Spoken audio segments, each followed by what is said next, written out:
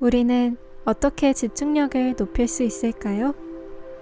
티머시 고레이는 욕망과 두려움에 근거하여 행동하는 첫 번째 자아가 아닌 자신의 진정한 동기를 따르는 두 번째 자아로 있을 때 자연스럽게 집중이 일어난다고 이야기합니다.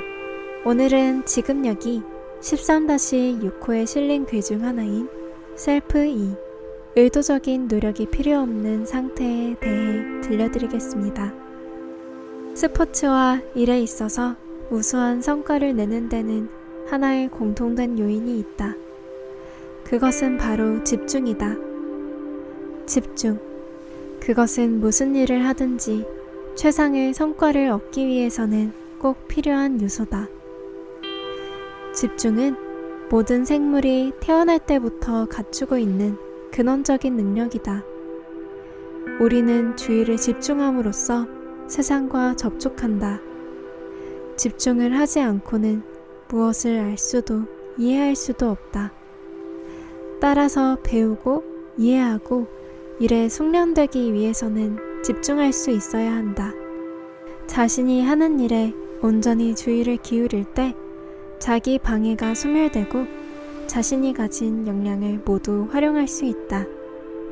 이때 셀프 1의 두려움이나 의심은 설 자리가 없다.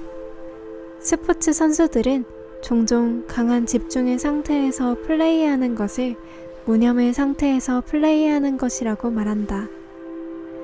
나는 이 상태를 셀프 E 포커스라고 정의한다.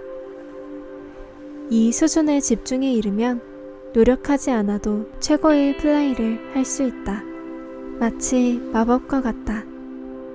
우리가 이러한 집중의 구조를 이해한다면 무엇을 하든지 더 좋은 성과를 얻게 되고 더 빨리 배우고 더 깊이 이해하게 될 것이다. 더 나아가 이를 자유롭게 즐기는 궁극의 목적지에 이르게 될 것이다. 무엇보다 먼저 강조하고 싶은 것은 단순하게 집중하려는 훈련만으로는 셀프 E 포커스를 얻을 수 없다는 것이다. 억지로 하는 집중은 잘 유지되지 않으며 사람을 지치게 한다. 이런 학습은 근본적으로 재미가 없으며 길게 볼 때 효과적이지도 못하다. 놀이에 빠져있는 아이 또는 눈으로 파리를 쫓고 있는 고양이의 모습에서 셀프 E 포커스의 예를 찾을 수 있다. 중요한 것은 집중의 이면에 있는 순수한 욕구다. 고양이는 파리에게 마음을 빼앗겼고 아이는 놀이에 빠져 있다. 욕구가 주의를 집중시킨다. 사람이 자신의 욕구를 따르게 되면 셀프 E 포커스가 자연적으로 일어난다. 셀프 E 포커스를 보여주는 것은 그리 어렵지 않다.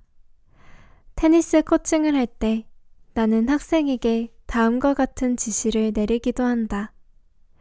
공이 당신 쪽으로 날아오면 공의 움직임에서 무엇이든 흥미로운 것을 찾아보세요. 학생이 공에 집중할수록 그의 플레이는 눈에 띄게 좋아진다. 내 옆에 누가 있으면 나는 그에게 흔히 이렇게 묻는다. 기술적인 레슨이 전혀 없었는데도 어떻게 좋아졌을까요?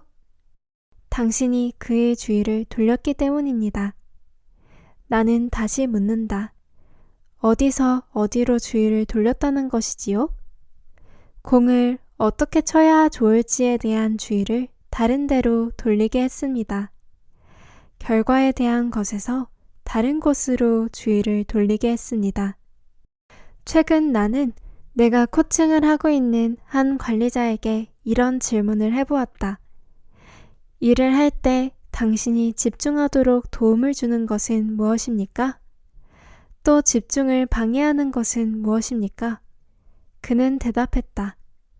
내가 하는 일을 즐기고 있을 때는 집중이 높아집니다. 그러나 하고 싶지는 않지만 꼭 해야만 하는 일을 할 때는 자꾸 산란됩니다. 핵심을 찌르는 대답이었다. 우리는 자유롭게 선택한 것을 할 때 집중을 잘할 수 있다. 이런 점에서 볼 때 집중은 어떤 기법을 배우고 익힘으로써 향상될 수 있는 스킬이 아니다. 그것은 오히려 동기와 관련되어 있다. 자신의 진정한 동기에 따라 일에 전념하게 되면 긴장이 풀린 상태에서 자연스럽게 집중이 이루어진다. 그렇게 되면 내 안에 있으나 내가 아닌 셀프 힐은 더 이상 나를 산란시킬 수 없다. 나는 질문을 계속했다.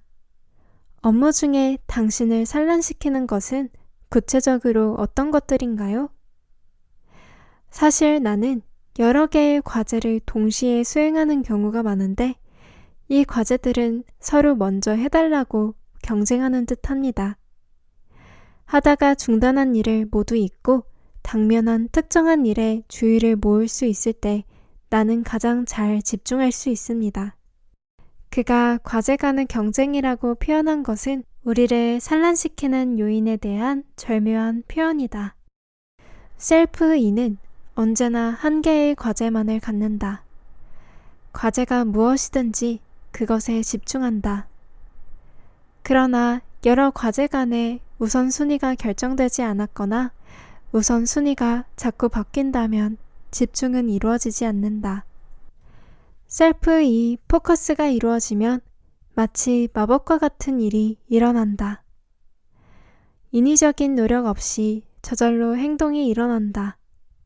자아의식이 사라진다. 자기평가도 과잉 통제를 일으키는 불안감과 의구심도 사라진다. 이런 집중의 상태에서는 걱정이나 지루함도 존재하지 않는다. 무엇라고 형용하기 어려운 단순하고 순수한 상태다. 내면 깊은 곳에서 기쁨이 솟아오른다. 불가사의하다. 단순 반복적으로 수행되던 일도 이 상태에서 수행하면 결과가 달라진다.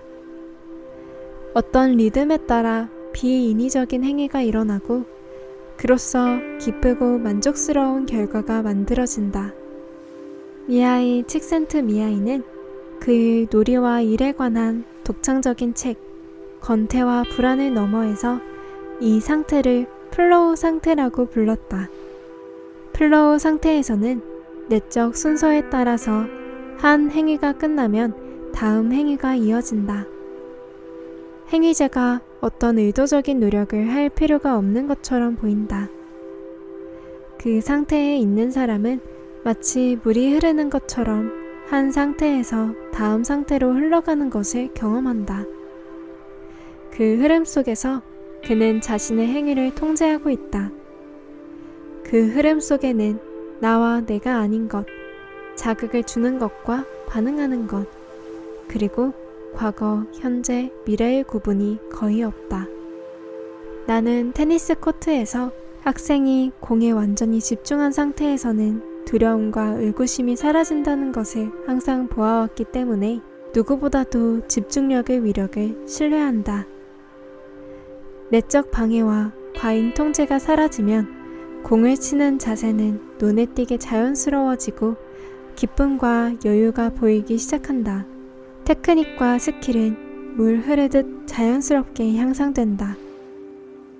티머시 고레이의 셀프 E, 의도적인 노력이 필요 없는 상태. 여러분은 어떻게 느끼셨나요?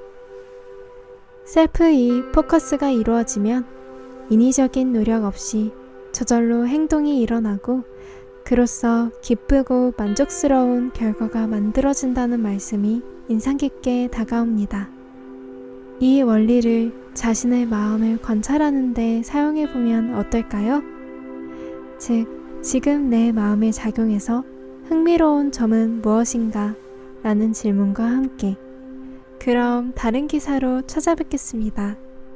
시청해주셔서 감사합니다.